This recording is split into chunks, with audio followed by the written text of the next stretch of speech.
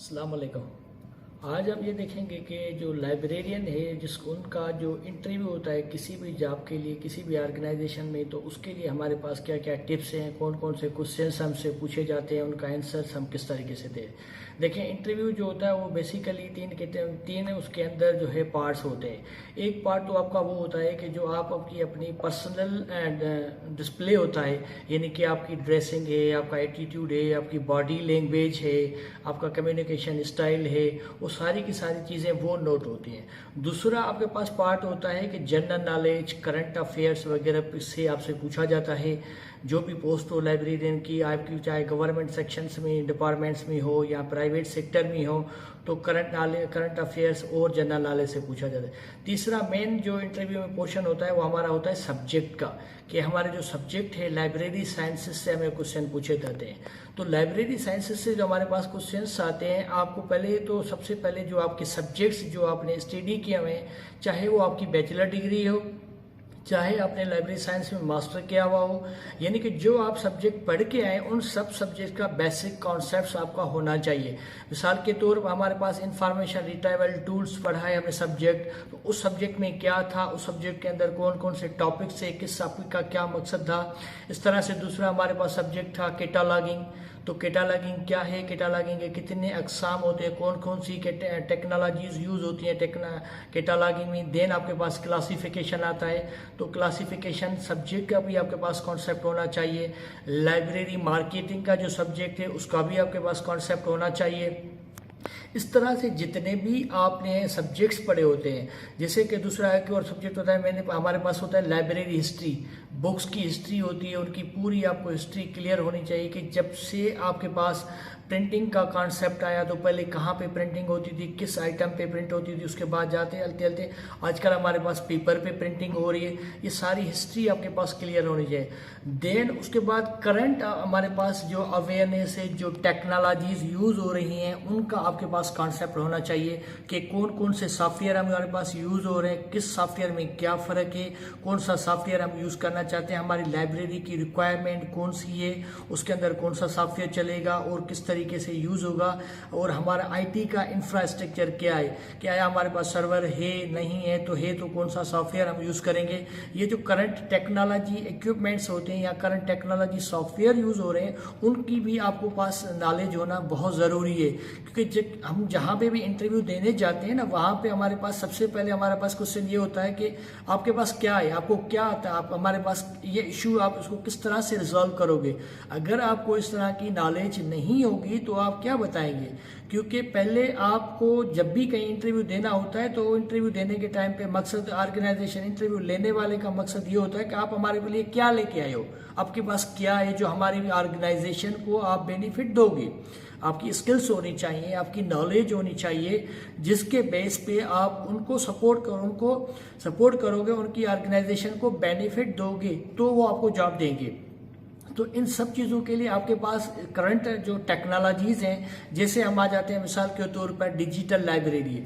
अब digital library का आपको पास बेसिक कॉन्सेप्ट होना चाहिए कि what is the difference between digital and automated library में क्या फ़र्क है।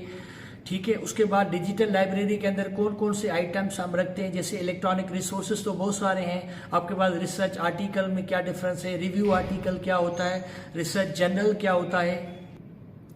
ठीक है ना, ये नहीं कि हमारे पास हमें पता होना चाहिए कि रिसर्च आर्टिकल क्या होता है, रिव्यूड आर्टिकल क्या होता है, जर्नल क्या होता है, और जर्नल के अंदर जो हमारे पास वॉल्यूम्स होते हैं, इश्यूज होते हैं, उनका क्या फ़र्क है, किस चीज़ को हम इशू कहते हैं, किस चीज़ को हम वॉल्यूम कहते हैं। बेसिकली देखें, एक जर्नल जो होता है वो collection of the multiple articles होता है। क्लियर। अब एक जर्नल में 10 आर्टिकल भी होते हैं, 8 आर्टिकल भी होते हैं, 20 आर्टिकल भी होते हैं। उसके बाद जर्नल का जो इशू होता है, यानी कि वो साल में कितनी मरतबा निकलता है। अगर 2 मरतबा निकलता है तो मीन्स इशू 1 और इशू 2 होगा। उसके बाद उस जर्नल को निकले हुए कितना टाइम हो, यानी कि 10 साल से वो जर्नल आ रहा है मार्केट में, इट मीन्स पहले साल जब वो निकला था उसका वो वॉल्यूम 1 था। ठीक है, उसके बाद दूसरे साल का वॉल्यूम 2, तीसरे साल का वॉल्यूम 3, इस तरीके से वॉल्यूम्स जो होते हैं ईयर वाइज काउंट किए जाते हैं। और जो इश्यूज होते हैं वो साल में जनरल कितनी मरतबा निकलता है, जितनी मरतबा वो निकलेगा उसके वो इश्यूज कहलाएंगे। ठीक है, इस तरह से ये छोटी छोटी चीज़ें जो आपके पास आपको क्लियर होनी चाहिए। उसके बाद आपके पास गूगल स्कॉलर का क्या फंक्शन है, गूगल स्कॉलर हम किस चीज़ को क्यों यूज़ करते हैं, उसका बेनिफिट क्या है, रिसर्च कॉन्सेप्ट होना चाहिए आपको कि रिसर्च क्या होती है, किस तरह से रिसर्च हो रही है, मार्केट में किस चीज़ की ज़रूरत है, यूज़र जैसे हम जाहिर बात है यूज़र की सर्टिफिकेशन कैसे होगी, हमें रिसर्च का कॉन्सेप्ट होगा तो हम यूजर से रिसर्च करेंगे, यूजर्स को सर्टिफाई करेंगे, क्योंकि हम लाइब्रेरी का काम है टू फैसिलिटेट द यूजर, और उसको कौन सी इंफॉर्मेशन चाहिए, किस तरह की इंफॉर्मेशन चाहिए, कब चाहिए, वी वांट टू प्रोवाइड, हमें उसको इंफॉर्मेशन जो प्रोवाइड करनी है specific information on a time, क्योंकि हम जो लाइब्रेरियन हैं वो यूजर्स का टाइम सेव करना हमारा एम होता है कि सही इंफॉर्मेशन जल्दी उसको प्रोवाइड की जाए। अब उसके बाद देखें ना, डिजिटल लाइब्रेरी के कॉन्सेप्ट के बाद आपके पास आपको सॉफ्टवेयर का कॉन्सेप्ट होना चाहिए कि कौन कौन से सॉफ्टवेयर मार्केट में अवेलेबल। देखें बेसिकली हमारे पास सॉफ्टवेयर जो होते हैं दो तरह के, एक सॉफ्टवेयर होते हैं पेड परचेज, दूसरे होते हैं फ्री सॉफ्टवेयर।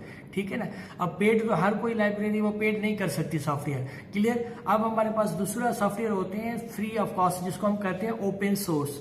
ठीक है, आप कोई भी और सॉफ्टवेयर ले लें। उसके बाद जो सॉफ्टवेयर हम यूज़ करते हैं वो दो तरह की लाइब्रेरीज के लिए यूज़ किया जाता है। एक आपके पास होती है लाइब्रेरी ऑटोमेशन के लिए सॉफ्टवेयर यूज़ होते हैं, जैसे हमारे पास हम लिम्स को यूज़ करते हैं, पहले लिम्स होता था, आजकल कुहा चल रहा है, दूसरा वर्चुआ चल रहा है, सिम्फनी चल रहा है। ये सारे के सारे सॉफ्टवेयर आपको लाइब्रेरी जब ऑटोमेटेड करनी है, यानी कि लाइब्रेरी का फिजिकल एक्टिविटीज़ करनी है, उसके लिए यूज़ किया।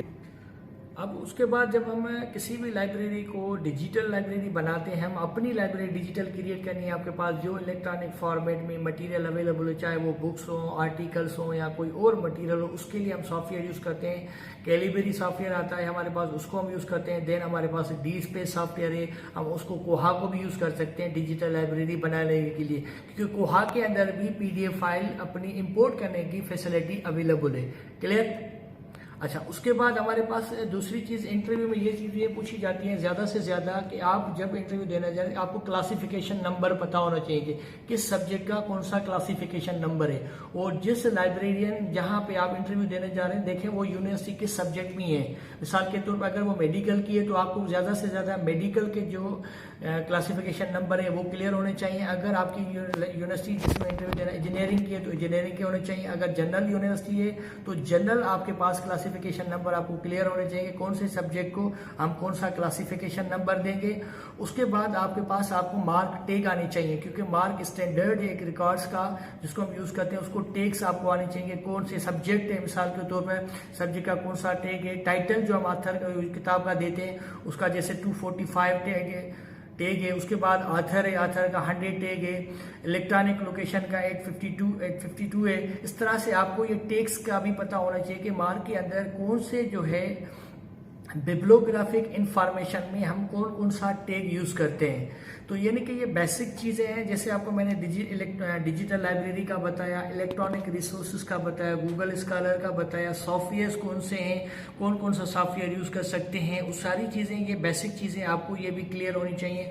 उसके बाद हमारे पास जो कंटेंट मैनेजमेंट होता है, लाइब्रेरी की जो सर्विसेज की हम मार्केटिंग करते हैं, वो कौन कौन से सॉफ्टवेयर यूज करते हैं, हमारे पास आजकल कौन से सॉफ्टवेयर यूज हो रहे हैं वो भी आपको पता होना चाहिए। फ्री ऑफ कॉस्ट कौन से हैं, पेड सॉफ्टवेयर कौन से हैं। जैसे हम कंटेंट मैनेजमेंट में हमारे पास ब्लॉग्स आ जाते हैं, वर्डप्रेस आ जाता है, गूगल साइट्स आ जाती हैं। ये क्या है, ये आपकी सर्विसेज की जो इंफॉर्मेशन है वो यूजर को डिस्प्ले करते हैं फ्री ऑफ कॉस्ट।